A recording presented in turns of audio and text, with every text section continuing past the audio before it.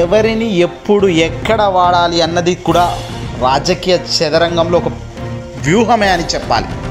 ఎందుకంటే రాజకీయంగా పలుకుబడి ఉన్న వ్యక్తులను తీసుకొచ్చి మాట్లాడించి పాపులారిటీని మనసొంతం చేసుకోవచ్చు అనుకుంటే మాత్రం పొరపాటే అవుతుంది. ప్రస్తుతం ఆంధ్రప్రదేశ్లో ఒక యుద్ధం జరుగుతుంది. మే 13న జరగబోయే ఎన్నికలలో భాగంగా ఓవైపున జగన్ సింగిల్గా నిలబడుతూ నేను ఒక్కడినే, మంచి అయితే మంచి, ఏదైనా చెప్పిందే చేస్తాను తప్ప చెప్పంది చేయనమ్మా, నేను నచ్చితే నా పరిపాలన గడిచిన 5 ఏళ్లలో నేను చెప్పింది చేశాను, మీ ఇంటికి మంచి జరిగితేనే నాకు ఓటేయండి, లేదంటే ఓటేయొద్దమ్మా అని జగన్ చెబుతూ ఒక్కడిగా నిలబడుతున్న వ్యక్తి జగన్. ఇక కూటమి తెలుగుదేశం పార్టీ, చంద్రబాబు నాయుడు, పవన్ కళ్యాణ్ దత్తపుత్రుడు, అలాగే బీజేపీకి సంబంధించిన మోదీ ముగ్గురు కలిసి కట్టుగా యుద్ధంలో భాగంగా పాల్గొంటున్న సంగతి తెలిసిందే. ఈ ముగ్గురు మునగాళ్ళు 2014లో పాల్గొన్న వ్యక్తులే. హామీలు చిల్లరగా ఇచ్చిన ఏ ఒక్క హామీని అమలు చేయక చేతులు దులుపుకున్న వాళ్ళే. తాజాగా ఇక పవన్ కళ్యాణ్ కోసం నానా తంతాలు పడుతున్నారు. ఇప్పుడు అంతా కూడా పిఠాపురం వేదికగా పవన్ కళ్యాణ్ పోటీ రంగంలోకి దిగుతున్నారు. వంగ గీత ఓవైపున పిఠాపురంలో వైఎస్ఆర్సీపీ పార్టీ నుంచి ఆమె రంగంలోకి దిగుతున్నారు. ఇక్కడ జగన్ ఆల్రెడీ పిఠాపురం వేదికగా జగన్మోహన్ రెడ్డి గారు సంచలన కామెంట్స్ చేసి వెళ్ళిన సంగతి తెలిసిందే. పిఠాపురంలో వంగ గీతకు ఓటమి దగ్గరగా ఉన్న సంగతి తెలిసిందే. ఎలాగైనా గెలవాలి, ఏదైనా చెయ్యాలి అనుకున్న పవన్ కళ్యాణ్ దిక్కుతోచని స్థితికి వచ్చేశాడు. ఓటమి గ్యారంటీ అని పవన్కు గ్రాఫ్స్ అన్నీ చెబుతున్నాయి. ఇక ఏం చేయాలో తెలియని పరిస్థితిలో పవన్ చివరి హస్త్రంగా తన అన్న మెగాస్టార్ చిరంజీవి గారిని రంగంలోకి దింపుతున్నారట. అవును, మెగాస్టార్ చిరంజీవి అంటేనే తెలుసు సినిమాలో ఓకే హీరో కానీ రాజకీయాల్లో ఒక పెద్ద జీరో అని. రాజకీయాల్లోకి వచ్చిన చిరంజీవి పూర్తిగా అటర్ ఫ్లాప్ అయి భవిష్యత్తే కనుమరుగయ్యే పరిస్థితి వస్తుంది అని గ్రహించి హుటాహుటిన కాంగ్రెస్ పార్టీలోకి తన పార్టీని విలీనం చేసి జంపైన వ్యక్తిలో చిరంజీవి ఒక్కడు. సరే, మెగాస్టార్ చిరంజీవి తప్పు తెలుసుకొని అతి తొందరలోనే తన పార్టీ వదులుకొని మళ్ళీ సినిమాలకు వెళ్ళిపోవడం జరిగింది, అది వేరే విషయం.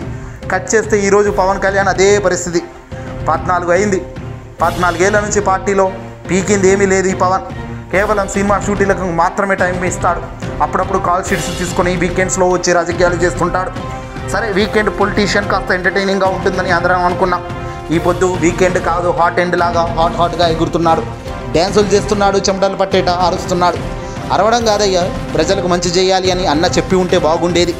ప్రజలకు మంచి చేస్తేనే గెలుస్తాంరా, నీతి నిజాయితీతో ఉంటే ప్రజలు మనల్ని ఓట్లేస్తారా అని అన్న చెప్పి ఉంటే బాగుండేది. కానీ పొత్తులో పెట్టుకున్న పవన్ సైతం మెగాస్టార్ చిరంజీవి జై కొడుతూ ఇక రాబోతున్నాడట ఈయన కోసం. పిఠాపురం వేదికగా రోడ్ షో నిర్వహించబోతున్నారట ఈ ముగ్గురు మునగాళ్ళు అన్నదమ్ములు. తమ్ముడు కోసం అన్నయ్య వస్తున్నాడు అంటూ ప్రచారం జోరందుకుంది. వస్తే వచ్చాడు, ఎవరికి ఉపయోగం అంటున్నారు అంతా కూడా.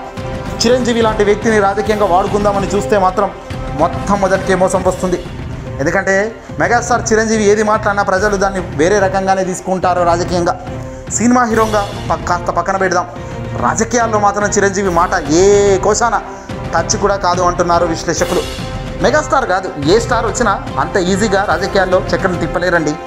మెగాస్టార్ లాంటి వాళ్ళే జీరో అయిపోయి కాంగ్రెస్ పార్టీలో తన పార్టీని విలీనం చేసుకున్నాడు. అలాంటి వాడు వచ్చి ఇప్పుడు పవన్కు ఓట్లేయండి అని ఎంత మొత్తుకున్నా పెద్ద పనికొచ్చే విషయం అయితే కాదు. ఇక రామ్ చరణ్ని తీసుకొచ్చిన, టాలీవుడ్ మొత్తం పెద్ద హీరోలను తీసుకొచ్చిన ప్రజలు ఎప్పుడు హీరో మాదిరిగానే చూస్తాడు. హీరో ఎక్కడ ఉండాలో అక్కడ ఉంటేనే బాగుంటుంది. హీరో అనేవాడు థియేటర్లో బొమ్మ మీద స్క్రీన్ మీద రౌడీలను కొడుతూ ఉంటేనే బాగుంటుంది తప్ప ప్రజల్లోకి వచ్చి నీతులు చెప్తాము, ప్రజలకు వచ్చి ఎంటర్టైన్మెంట్ చేస్తాము రోడ్ల మీద, రోడ్ షోల మీద అంటే మాత్రం ఎవడు ఊరుకోడు. తాజాగా మెగాస్టార్ చిరంజీవికి పవన్ కళ్యాణ్, నాగబాబు, జనసేనకు సంబంధించిన ముగ్గురు మునగాళ్ళందరూ కలిసి కూడా పార్టీ కోసం నిలబడి రోడ్ షోలు చేసినంత మాత్రాన పిఠాపురంలో గెలుస్తారు అని అనుకోవడం అయితే లేదు. ఎందుకంటే పిఠాపురంలో రియల్ హీరో, లోకల్ హీరో ఎవరైనా ఉన్నారు అంటే అది గీతమ్మ గారే. వంగ గీత గారు ప్రజల కోసం నిలబడ్డారు. గడిచిన 5 ఏళ్ళు ప్రజల్లో తిరిగారు. మంచి మమేకంతో నిలదొక్కున్నారు. అంత ఈజీగా జగన్ ఆమెకు సీట్ ఇచ్చి నిలబెడుతున్నాడు. పవన్కి అపోజిట్ అంటేనే అర్థమవుతుంది జగన్ ఏ రేంజ్లో బ్యాక్గ్రౌండ్ రీసెర్చ్ చేస్తుంటాడు. ఎలాంటి అవగాహన లేని చిరంజీవి, ఎలాంటి అవగాహన లేని పవన్లు గెలిచినా ఓడినా పెద్దగా ఇంపాక్ట్ అయితే ఎక్కడా ఉండదు, అంతా తుస్సే.